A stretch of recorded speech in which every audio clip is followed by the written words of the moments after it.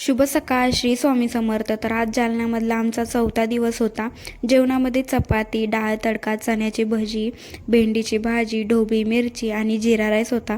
जेवण वगैरे केलं आणि आम्ही झालो रेडी, कारण का आज आम्हाला पुन्हा जायचं होतं बाहेर. कुठे ते कळेलच तुम्हाला. त्या अगोदर डुग्गू कसे गाडीत मस्ती करतात बघा, म्हणून मी त्यांचा व्हिडिओ घेतला.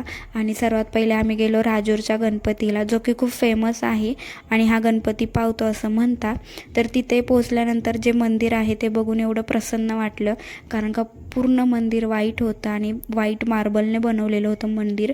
आणि थोडं टेकडीवरती मंदिर होतं, त्याच्यामुळे शांतता तर खूप होती. आणि ते असं म्हणतात की खूप गर्दी असते, पण त्या दिवशी गर्दी नव्हती. त्याच्याने आम्ही आतमध्ये गेलो, दर्शन वगैरे घेतलं. आणि बाहेर आल्यानंतर टेकडीवर गणपती असल्यामुळे जे पण घरं वगैरे आहेत तिथून खूप मस्त व्ह्यू दिसत होता. आणि ह्या अगोदर साहेब इथे येऊन गेलेले आहेत, पण ते विसरलेत, कारण का त्याला 4-5 वर्ष झाली. जेव्हा डुग्गू लहान होते तेव्हा ते आलेले होते.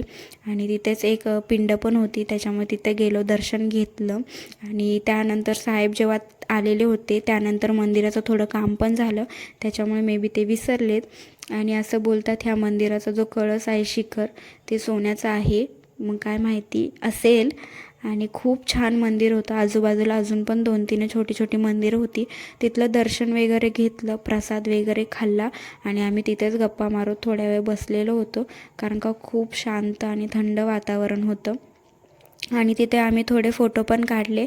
जे इन्स्टाला ॲड आहेत त्यांना कळलंच असेल, कारण का साहेबांनी फोटो पोस्ट केलेले आहेतच. आणि हे बघा कसं दिसतंय मंदिर वरतून.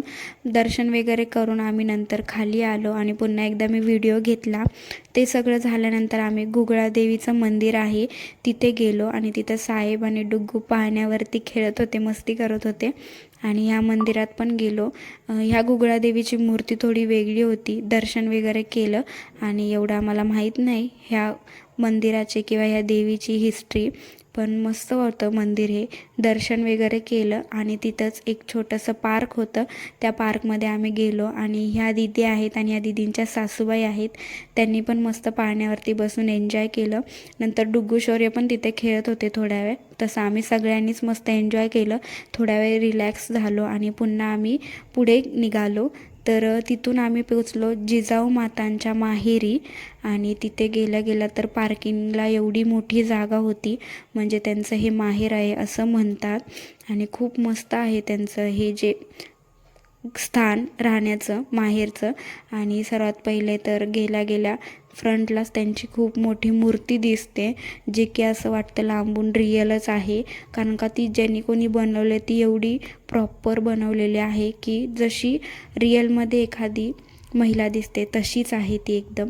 आणि नंतर त्याच्याच बाजूला महाराजांची पण मूर्ती होती. आणि नंतर मग त्यांचं पण आम्ही दर्शन घेतलं, पाया पडलो. तिथून आतमध्ये गेल्यावरती छोटासा लॉन्स आहे, तिथे छोटे मोठे फंक्शन होतात. आणि 12 जानेवारीला त्यांचा जन्मोत्सव असतो, जो की खूप मोठा सेलिब्रेट केला जातो. आणि तिथे राहण्याची पण, बाहेरून जे पण माणसं येतात जन्मोत्सवाला त्यांना राहण्याची पण सोय आहे. आणि त्या टायमिंगला जशी वेशभूषा करायची जिजाऊ माता, तसंच त्यांची मूर्ती तिथे तयार केलेली होती. तिथलं दर्शन वगैरे केलं आणि नंतर आम्ही निघालो पुढे. तर तिथे एक मोती तलाव दिसला, जो की जुन्या काळातला होता. आणि तिथेच आतमध्ये एक छोटासा किल्ला टाईप होता, तिथे आम्ही आतमध्ये गेलो. आणि इथं आधीच्या जमान्यातली माणसं राहत होती. तर इथे तर एक विहीर होती, पण ती सध्या बंद केलेली होती. तिथून आम्ही छोटे व्हिडिओ घेतले.